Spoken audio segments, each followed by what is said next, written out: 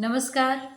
मैं Brahmapriya Namrata Kamalni, spiritual master, motivational speaker and writer. Deepavali एक महापर्व। दीपावली हम क्यों मनाते हैं, दीपावली का मूल क्या है, ये जानना बहुत ज़्यादा हम लोगों को ज़रूरी है। क्योंकि आजकल हम सारी चीज़ें बाहर से मनाने लगे हैं और मूल धीरे धीरे सब चीज़ों का ख़त्म होता जा रहा है और इसीलिए हमें उसका पूरा लाभ नहीं मिल पाता है। भारतीय संस्कृति के अनुरूप दिया एक प्रकाश, ज्ञान प्रकाश का प्रतीक है। दिया स्वयं जलता है और संसार को प्रकाशित करता है। आप दीपावली के दिन पूरे घर को दिए से, रोशनी से सजा डालते हैं और कोना कोना प्रकाशित करने की कोशिश करते हैं।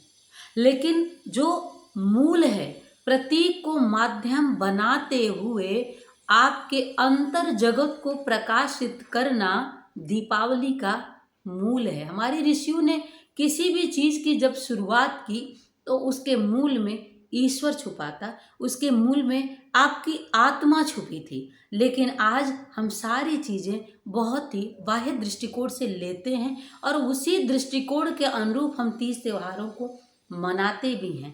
मैं आपसे यही कहना चाहूँगी कि आप अपने घर को, दीपावली को अवश्य ही प्रकाशित करें, लेकिन आपका अंतर जगत भी प्रकाशित हो।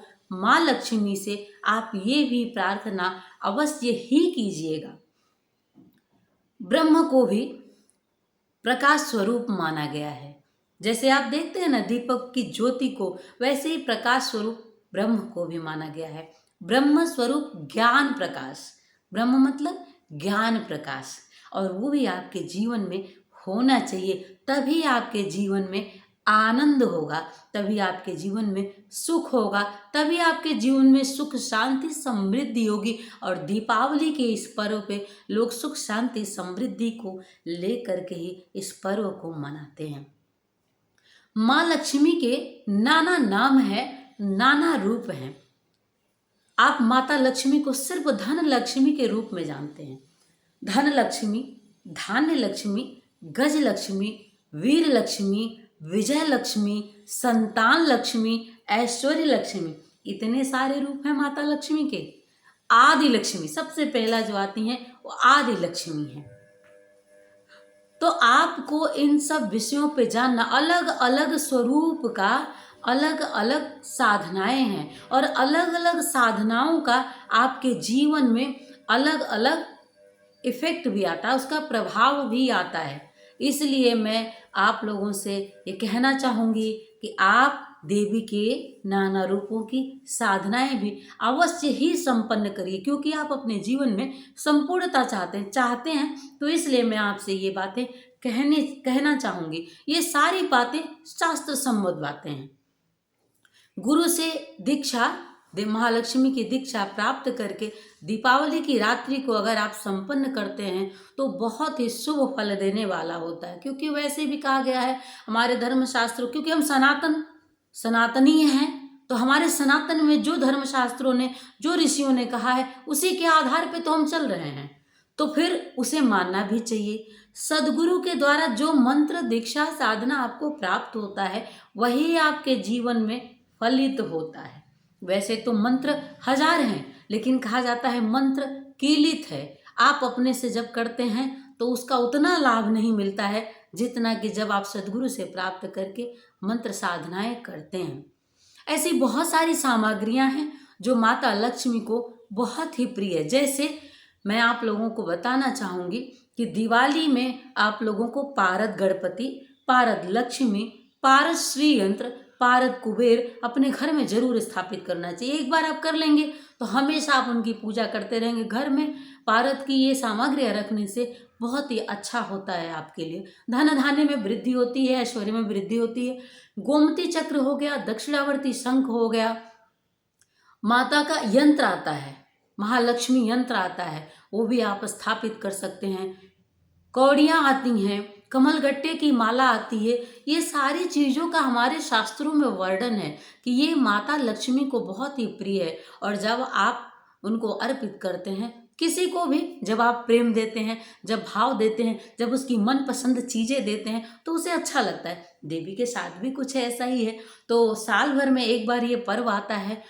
पूरे मन से, पूरे प्राण से पूरी कोशिश करिए कि बाह्य जगत के साथ साथ आपका अंतर जगत भी पूर्णता के साथ प्रकाशित हो। ऐसी भावना के साथ इस बार दीपावली मनाइएगा।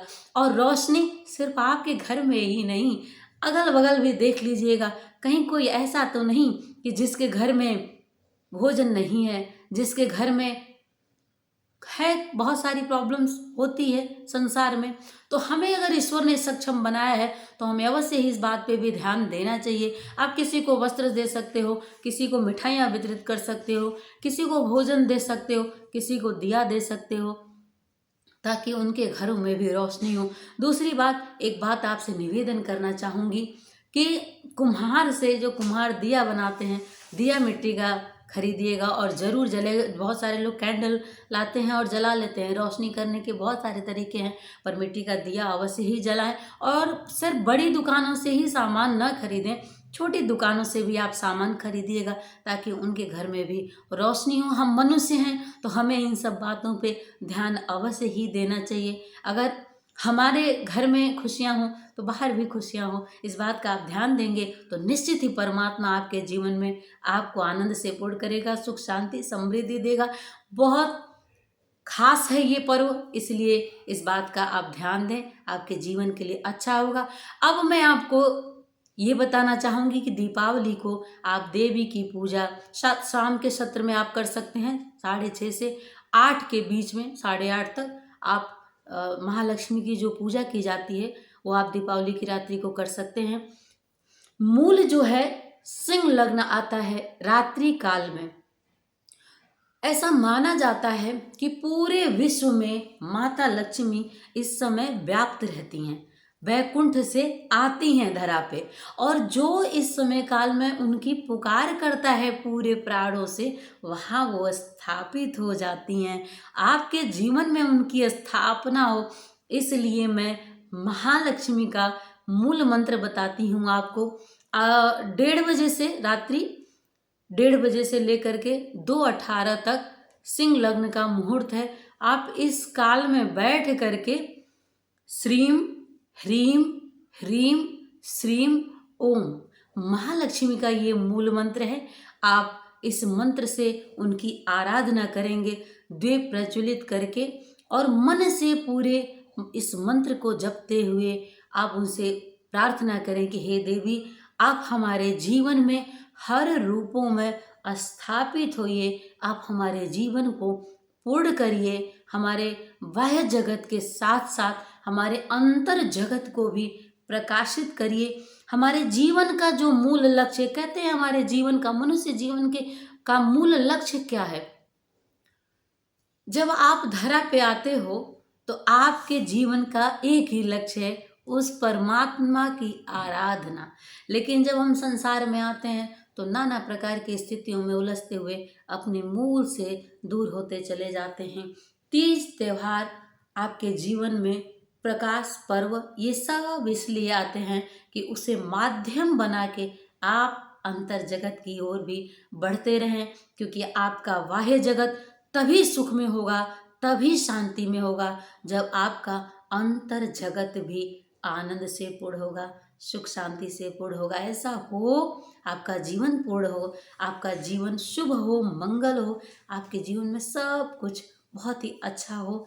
मैं बहुत सारी आपको शुभकामनाएं देती हूँ, मंगल कामना करती हूँ।